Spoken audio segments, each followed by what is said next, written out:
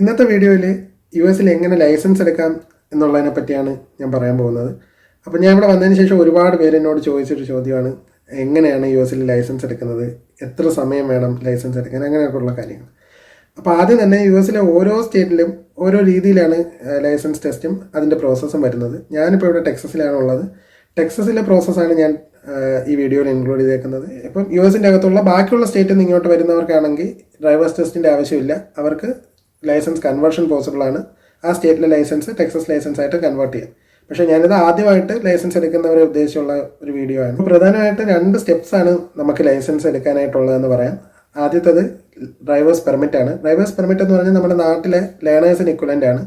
അതിനുശേഷം ഒരു road test കഴിഞ്ഞ് നമുക്ക് ആക്ച്വൽ ലൈസൻസ് കിട്ടും. ഇവിടുത്തെ ലേണേഴ്സ് പെർമിറ്റ് കിട്ടാനായിട്ട് നമുക്ക് 2 കോഴ്സ് കംപ്ലീറ്റ് ചെയ്യണം. അതിൽ ആദ്യത്തേത് ഒരു ഡ്രൈവേഴ്സ് എഡ് എന്ന് പറഞ്ഞാൽ 6 hours കോഴ്സാണ്. അത് 24 ഇയേഴ്സിന് മേളിലുള്ളവർക്ക് മാൻഡേറ്ററി അല്ല. പക്ഷേ ആ കോഴ്സ് കംപ്ലീറ്റ് ചെയ്യുന്നത് നമുക്ക് ഇന്ത്യയിലെ ഡ്രൈവിംഗ് പാറ്റേൺസ് വെച്ച് ഇവിടെയുള്ളൊരു ഡിഫറൻസും ലെയിൻ റൂൾസും സിഗ്നൽസും ഒക്കെ മനസ്സിലാക്കാനായിട്ട് വളരെയധികം സഹായിക്കും. ഇവിടുത്തെ മോട്ടോർ വെഹിക്കിൾ ഡിപ്പാർട്ട്മെൻറ്റും ആ കോഴ്സ് കംപ്ലീറ്റ് ചെയ്യണമെന്ന് പറയുന്നുണ്ട്. പക്ഷേ അത് മാൻഡേറ്ററി കോഴ്സല്ല. ആ കോഴ്സിൻ്റെ അവസാനം നമുക്കൊരു ടെസ്റ്റ് ഉണ്ടായിരിക്കും. നമ്മൾ അവിടുത്തെ ലേണേഴ്സ് ടെസ്റ്റ് പോലെ തന്നെ അതൊരു ഓൺലൈൻ ടെസ്റ്റാണ്. നമുക്ക് വീട്ടിലിരുന്ന് തന്നെ കംപ്ലീറ്റ് ചെയ്യാവുന്നതാണ്. ഒരുപാട് വെൻഡേഴ്സ് ഈ 6 hours കോഴ്സ് നമുക്ക് പ്രൊവൈഡ് ചെയ്യുന്നുണ്ട്. പക്ഷേ അതിൽ പല വെൻഡേഴ്സിനും പല റേറ്റാണുള്ളത്.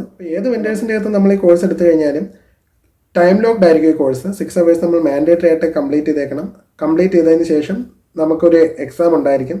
ആ എക്സാം ഓൺലൈനായിട്ട് തന്നെ എടുക്കാൻ പറ്റും. എക്സാം കംപ്ലീറ്റ് ചെയ്തതിന് ശേഷം നമുക്കൊരു സർട്ടിഫിക്കറ്റ് കിട്ടും. ഈ 6 hours കോഴ്സ് കൂടാതെ നമുക്കൊരു ഇമ്പാക്ട് ഡ്രൈവേഴ്സ് ടെസ്റ്റ് കൂടിയുണ്ട്.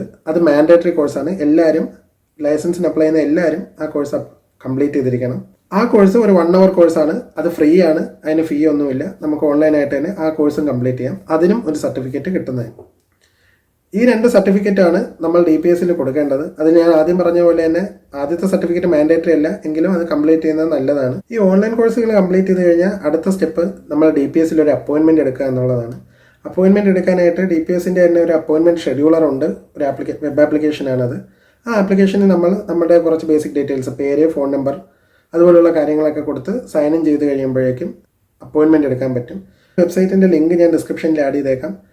ഈ വെബ്സൈറ്റിൽ രാവിലെ 7:30-ക്കും 8 മണിക്കും ഇടയ്ക്ക് നോക്കുകയാണെങ്കിൽ നമുക്ക് സെയിം ഡേ അപ്പോയിൻമെൻറ്റ് കിട്ടും. അല്ലാതെ നമ്മൾ നോക്കുകയാണെങ്കിൽ ഒരു 3 മാസം 4 മാസം കഴിഞ്ഞിട്ടുള്ള സ്ലോട്ടൊക്കെ ആയിരിക്കും കിടക്കുന്നത്. അപ്പോയിൻമെൻറ്റ് കിട്ടിയ ദിവസം നമ്മൾ DPSൻ്റെ ഓഫീസിലേക്ക് ചെല്ലണം. അതൊരു ഇൻ പേഴ്സൺ വിസിറ്റാണ്. നമ്മൾ കുറച്ച് ഡോക്യുമെൻറ്റ്സ് അവിടെ കൊണ്ടുപോയി കൊടുത്തു കഴിഞ്ഞാൽ മാത്രമേ നമുക്ക് ലേണേഴ്സ് പെർമിറ്റ് കിട്ടത്തുള്ളൂ. DPSൻ്റെ ഓഫീസിൽ കൊണ്ടുപോകേണ്ട കുറച്ച് ഡോക്യുമെൻറ്റ്സ് ഉണ്ട്. അതിലൊന്ന് പാസ്പോർട്ടാണ്. പിന്നെ സോഷ്യൽ സെക്യൂരിറ്റി കാർഡ് കൊണ്ടുപോകണം. സോഷ്യൽ സെക്യൂരിറ്റി കാർഡ് US-ലുള്ളവർക്കൊക്കെ അറിയായിരിക്കും. ഇവിടുത്തെ ഒരു ഐഡൻറ്റിഫിക്കേഷൻ കാർഡാണ്. നമ്മുടെ നാട്ടിലെ ആധാറൊക്കെ പോലെ തന്നെയാണ്.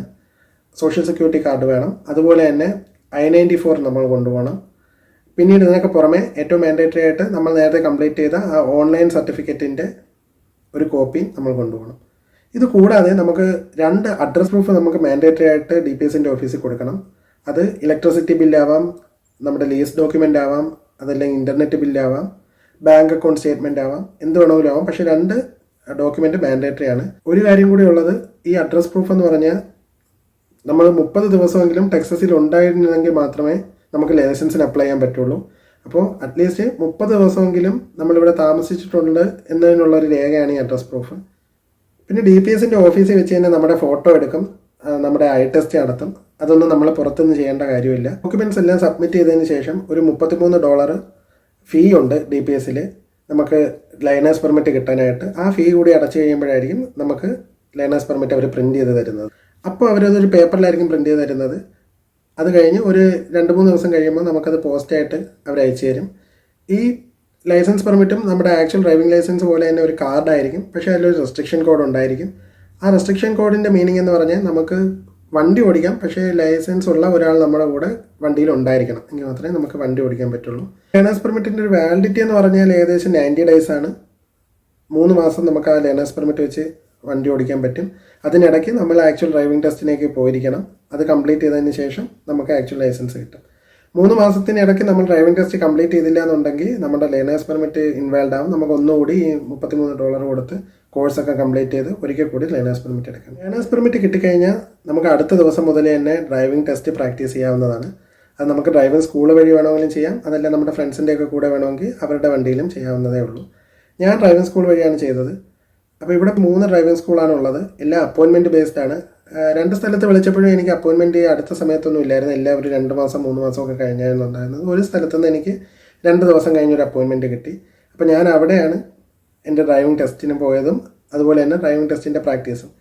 വേറൊരു പ്രത്യേകത ഉള്ളതെന്ന് വെച്ച് കഴിഞ്ഞാൽ ഇവിടെ ഡ്രൈവിംഗ് ടെസ്റ്റുകൾ നടത്തുന്നതും ഡ്രൈവിംഗ് സ്കൂളുകൾ തന്നെയാണ്. ഓതറൈസ്ഡ് ആയിട്ടുള്ള ഡ്രൈവിംഗ് സ്കൂളുകൾക്ക് ഇവിടെ ടെസ്റ്റ് നടത്താം. നമുക്ക് മോട്ടോർ വെഹിക്കിൾ ഡിപ്പാർട്ട്മെൻറ്റിൻ്റെ ഓഫീസിൽ തന്നെ പോയി ടെസ്റ്റ് എടുക്കണമെന്നില്ല. ഡ്രൈവിംഗ് സ്കൂൾ വഴി ടെസ്റ്റ് എടുത്തിട്ട് അത് കംപ്ലീറ്റ് ചെയ്തതിൻ്റെ ഒരു സർട്ടിഫിക്കറ്റ് അവർ തരും. ആ സർട്ടിഫിക്കറ്റ് ഒരു സീൽഡ് കവറിലായിരിക്കും ആ സർട്ടിഫിക്കറ്റ് തരുന്നത്. ആ സർട്ടിഫിക്കറ്റ് നമ്മൾ കൊണ്ട് മോട്ടോർ വെഹിക്കിൾ ഡിപ്പാർട്ട്മെൻറ്റ് ഓഫീസിൽ കൊടുത്താൽ മതി, നമുക്ക് ആക്ച്വൽ ലൈസൻസ് കിട്ടും. ബിഹൈൻഡ് ദ വീൽ ട്രെയിനിങ് എന്നാണ് അവർ ഈ റോഡ് ടെസ്റ്റിന് മുമ്പുള്ള പ്രാക്ടീസിനെ വിളിക്കുന്നത്. ഞാനൊരു 7 hours behind the wheel training ആയിരുന്നു എടുത്തിരുന്നത്. 7 മണിക്കൂർ കൊണ്ട് നമുക്ക് ഏകദേശം ഇവിടുത്തെ ഡ്രൈവിംഗ് പാറ്റേണും അതുപോലെ സൈൻ ബോർഡ്സ് അതുപോലുള്ള ഒരുപാട് കാര്യങ്ങളും ആക്ച്വൽ റോഡിൽ എങ്ങനെയാണ് വണ്ടി ഓടിക്കുന്നത് എന്നുള്ളതിൻ്റെ ഒരു ഐഡിയ നമുക്ക് കിട്ടും. അതുപോലെ തന്നെ ഈ ബിഹൈൻഡ് ദ വീൽ ട്രെയിനിങ് 7 മണിക്കൂർ തന്നെ ആവണമെന്നില്ല. നമ്മളുടെ കോൺഫിഡൻസ് ലെവൽ അനുസരിച്ചും നമ്മൾ എങ്ങനെ ഓടിക്കുന്നതെന്നുള്ളതനുസരിച്ച് അത് കൂടാം. നമുക്കത് കുറച്ച് മതിയെന്നുണ്ടെങ്കിൽ കുറച്ച് സമയം കൊണ്ട് ചെയ്യാം. ഈ ബിഹൈൻഡ് ദ വീൽ ട്രെയിനിങ് കഴിഞ്ഞ ഉടനെ നമുക്കിവിടെ ഡ്രൈവിംഗ് ടെസ്റ്റിലേക്ക് പോകാൻ പറ്റും. അത് അടുത്ത ദിവസം തന്നെ നമുക്ക് വേണമെങ്കിൽ ടെസ്റ്റിൻ്റെ അപ്പോയിൻമെൻറ്റ് എടുക്കാം. ഞാൻ പറഞ്ഞതുപോലെ തന്നെ ഡ്രൈവിംഗ് സ്കൂളിലാണ് ഞാൻ അപ്പോയിൻമെൻറ്റ് എടുത്തത്. ഇനി നമുക്ക് ഡ്രൈവിംഗ് ടെസ്റ്റിൻ്റെ പ്രിപ്പറേഷൻ എങ്ങനെയാണ്, എങ്ങനെ നമുക്കിവിടെ ടെസ്റ്റ് എടുക്കാം എന്നുള്ള കാര്യങ്ങളെ പറ്റി നോക്കാം. ഇപ്പോൾ ഡ്രൈവിംഗ് ടെസ്റ്റിനായിട്ട് നമ്മളിപ്പോൾ ഫ്രണ്ട്സിൻ്റെ വണ്ടിയിലൊക്കെയാണ് പഠിക്കുന്നതെങ്കിൽ നമുക്ക് ഫ്രണ്ട്സിൻ്റെ വണ്ടി കൊണ്ടുപോയി ഡ്രൈവിംഗ് ടെസ്റ്റ് എടുക്കാം. അതല്ലാന്നുണ്ടെങ്കിൽ നമുക്ക് ഡ്രൈവിംഗ് സ്കൂളിൻ്റെ അകത്തുനിന്ന് വണ്ടി റെൻറ്റ് ചെയ്ത് ഡ്രൈവിംഗ് ടെസ്റ്റ് എടുക്കാം. ഒരു $50 ഒക്കെയാണ് ഡ്രൈവിംഗ് സ്കൂളിൻ്റെ വണ്ടിയുടെ റെൻറ്റ് വരുന്നത്.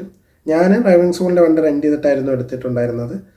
ഇനി DPSൻ്റെ ഓഫീസിലാണ് നമ്മൾ ഡ്രൈവിംഗ് ടെസ്റ്റ് എടുക്കുന്നതെന്നുണ്ടെങ്കിൽ നമ്മൾ സ്വന്തമായിട്ട് വണ്ടി കൊണ്ടുപോയേ പറ്റുള്ളൂ. അവർ വണ്ടി പ്രൊവൈഡ് ചെയ്യില്ല. ഡ്രൈവിംഗ് സ്കൂൾ വഴിയാണെങ്കിൽ മാത്രമേ വണ്ടി അവർ പ്രൊവൈഡ് ചെയ്യുള്ളൂ. അതിൽ നമുക്ക് ടെസ്റ്റ് എടുക്കാൻ പറ്റും.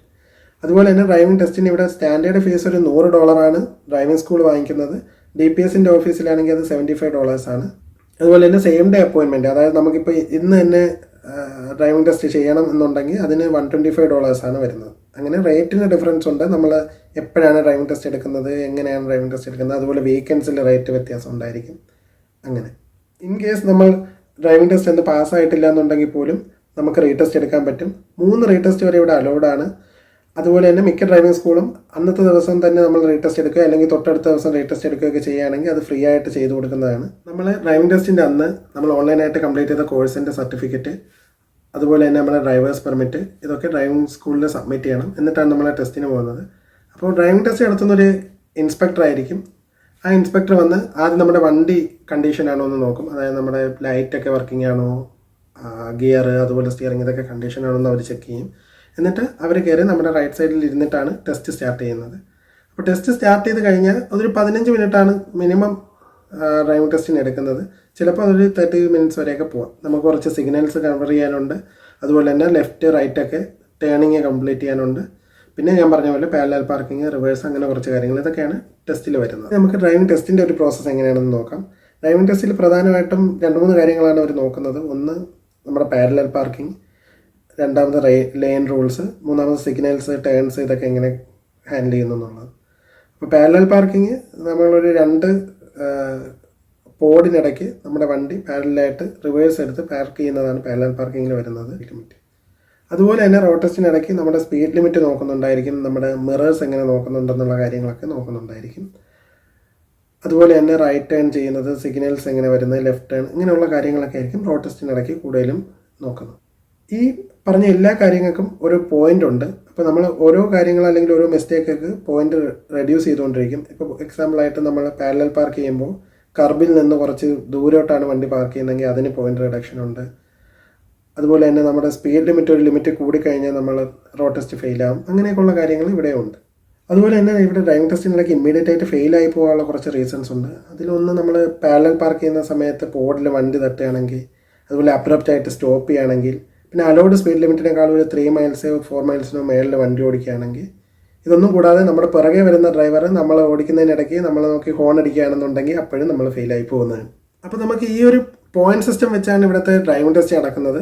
ഓരോ നമ്മൾ വരുത്തുന്ന മിസ്റ്റേക്കിനും പോയിന്റ്സ് കുറഞ്ഞുകൊണ്ടിരിക്കും. ആ പോയിന്റ്സ് എല്ലാം കൂടി ഒരു 30 പോയിന്റ്സ് കൂടുതൽ കുറഞ്ഞാൽ നമ്മൾ ഫെയിലാവും.